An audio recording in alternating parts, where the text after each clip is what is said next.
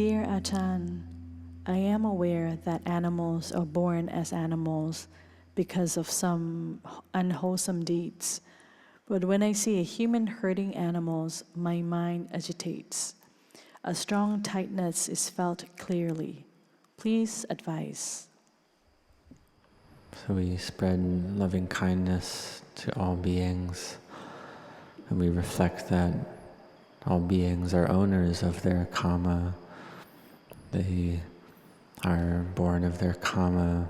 Karma is their possession. Karma is their basis. Whatever karma they do for good or for ill, of that they will be the heir. And so beings must receive the karma, the results of actions that they do. So for instance, being born as an animal, that's the karma of that being. And then whoever goes and hurts the animal, then that human is building new karma. And so we see that the animal receives the karma, and then for the questioner, they observe that and feel ill at ease. They feel tightness in the mind, or don't feel at ease about it. So we need to practice to have equanimity, upekkha. So having loving kindness and compassion, that's correct already. But when it's something that we're not able to do anything about, we're not able to change, then we need to practice equanimity. And something we have to train in, that all beings are the owners of their karma. And if we're not able to help, not able to change anything, then we put it down, we let go. We establish the mind in the middle. And if it disturbs our mind, if we feel ill at ease, don't worry about that. Just keep training the mind. Because we see that to have every human or every being in the world not to do any action of harming at all, it's not possible.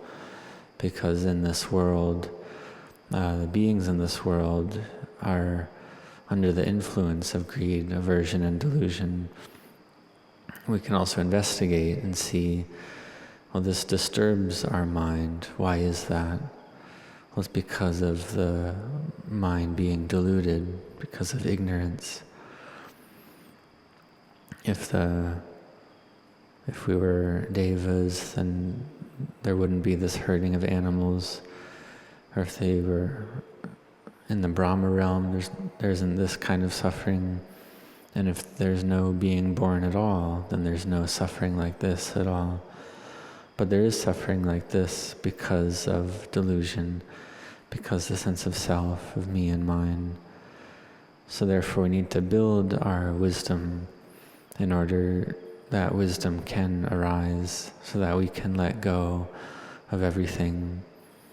So we receive kind of news, or we hear about things, or we see things, and so we let this go, we put this down, that it's the karma of these beings for it to be that way, and this way we can overcome that suffering. Dear Longpa Anan, how does one deal with relatives that are Dhamma practitioners, meditate, listen to Dhamma, and still get overpowered by their emotions and break the moral precepts? Please guide me. I am grateful for your teaching. So this is a good wish that you have.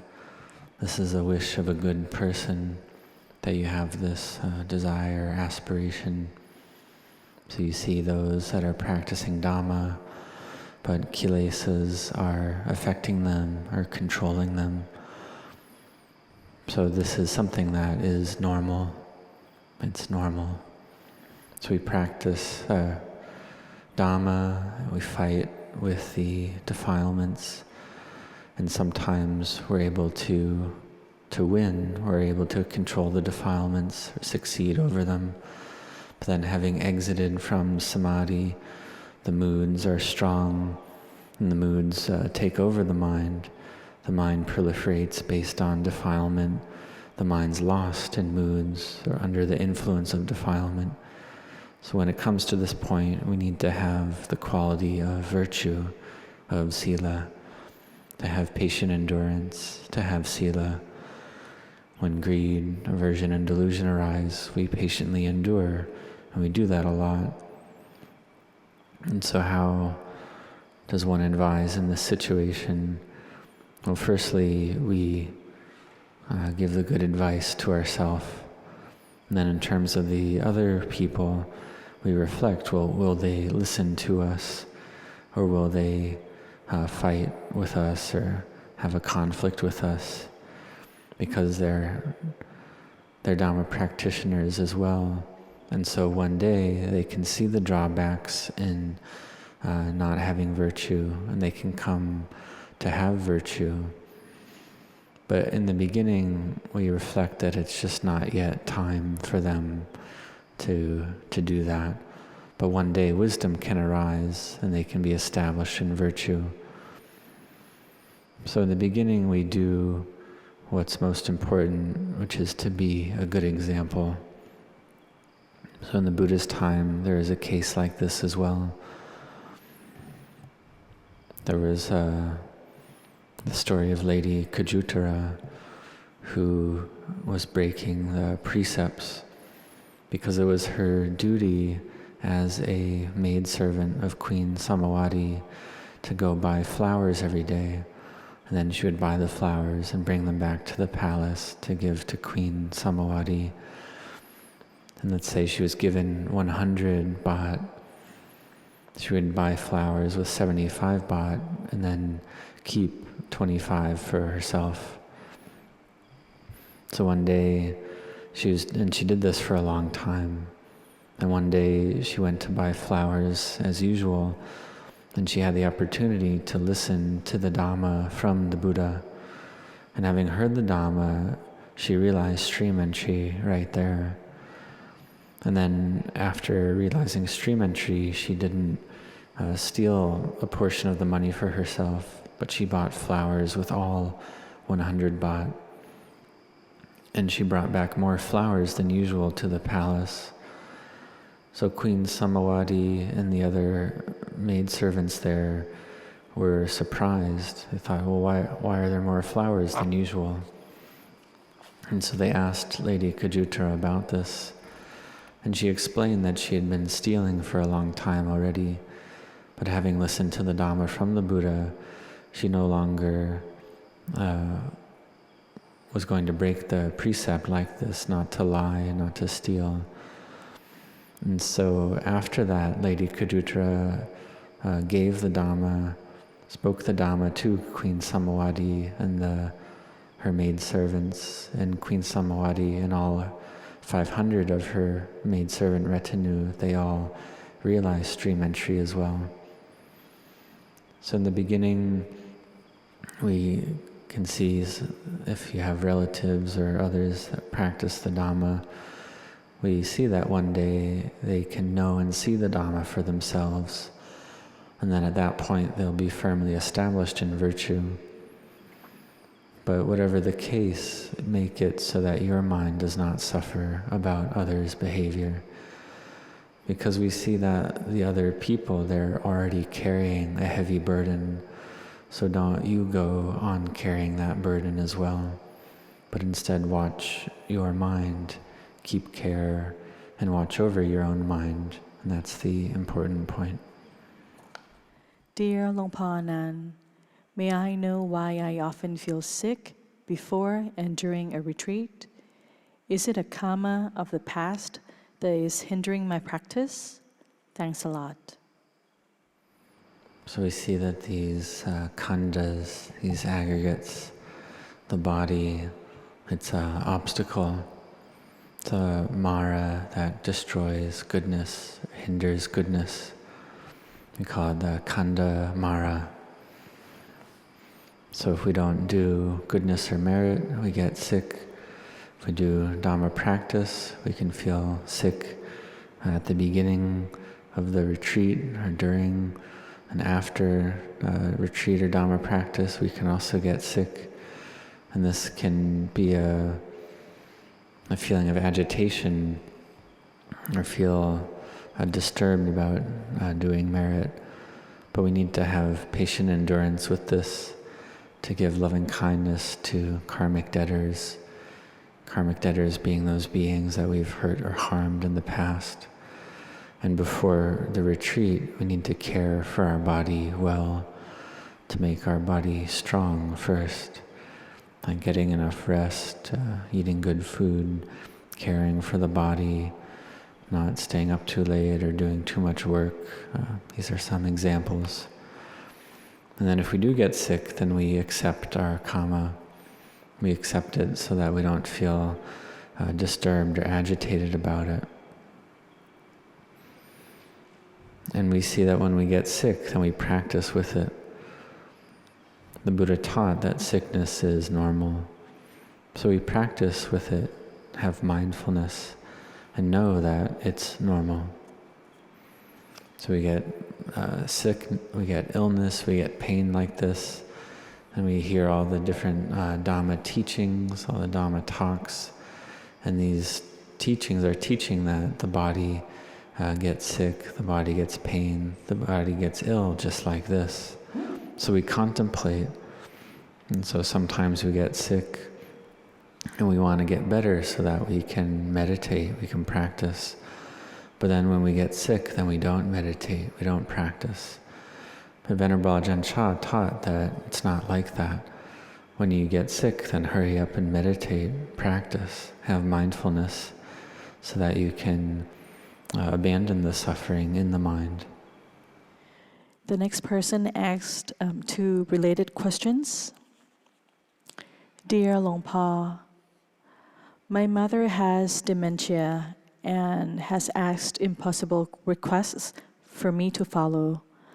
I can't change the subject nor reason with her. Her doctor advises lying and saying that I'll look into that later, but I don't want to break the 4th precept. Could you please advise? Another question. Ajahn said that body follows the mind, but in my mom's case, I see how her body, her brain, illness strongly impacts her memory, perceptions, and thoughts. What is the connection between dementia and the mind? And could you please explain how does the chitta's knowing element manifests in someone with dementia? So we see in this case, or we understand that the brain has degraded, like in a case of dementia or Alzheimer's and things of that nature. And so we do our best. We try to care for the individual who has that illness, but we're not able to change it. So we try to talk about things that help that person to feel at ease.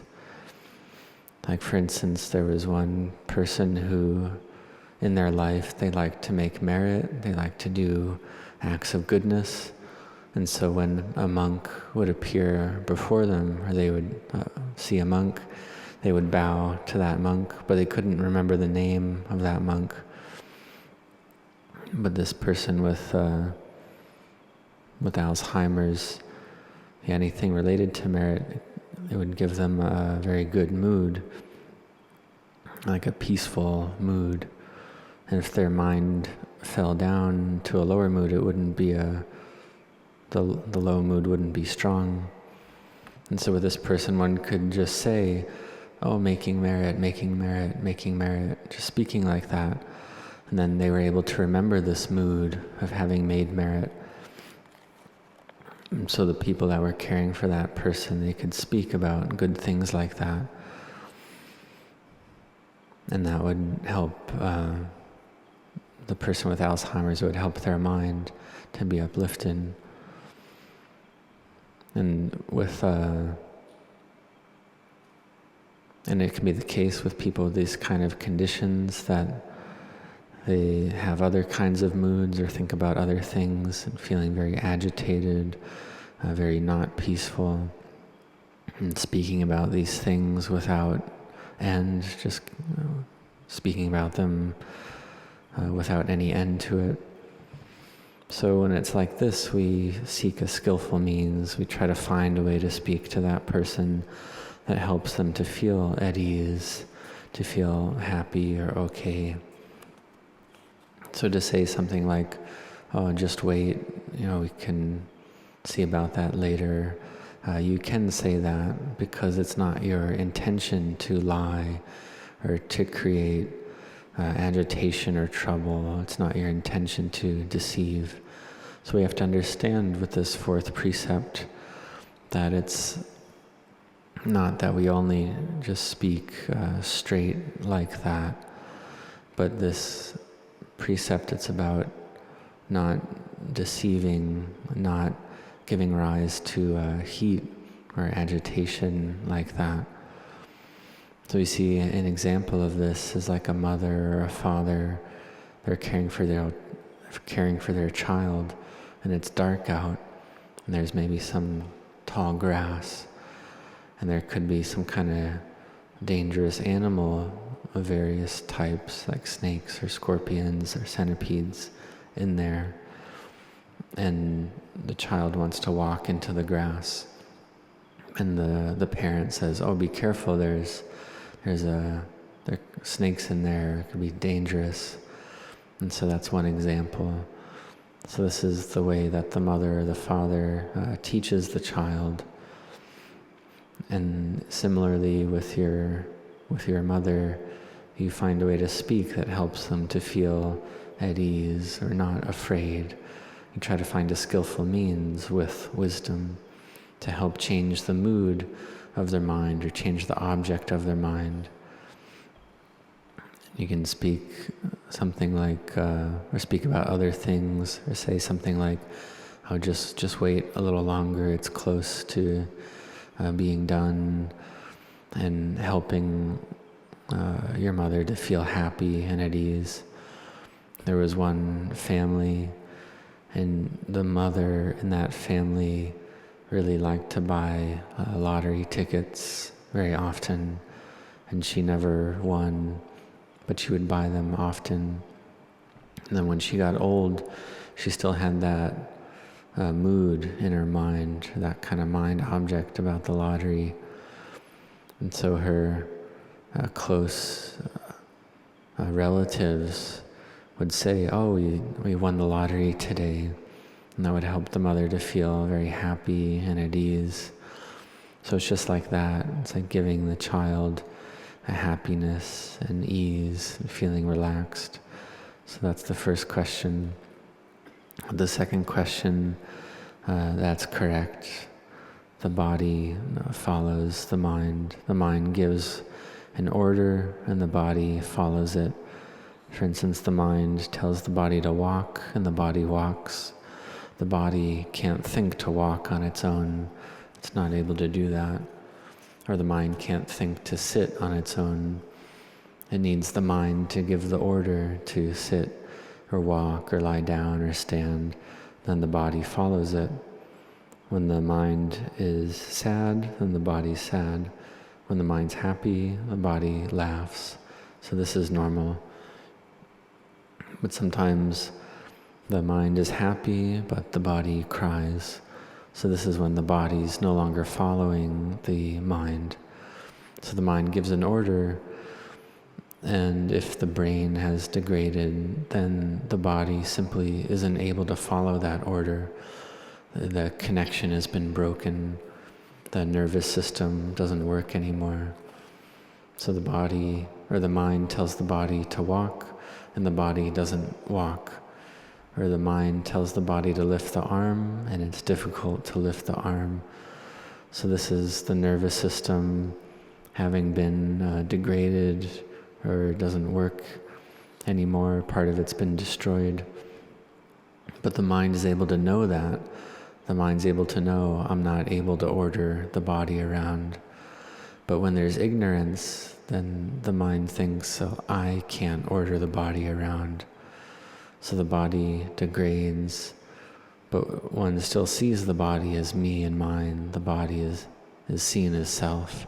So one thinks, I can't walk, or I can't take a step, But in truth, it's just the body. So the mind can learn about this, to see the body is just the body. It's not a self, a me, or a mine. It degrades, it stops working, and it's not mine, it's not self. And so sometimes the body doesn't work, and that's not self, not me or mine.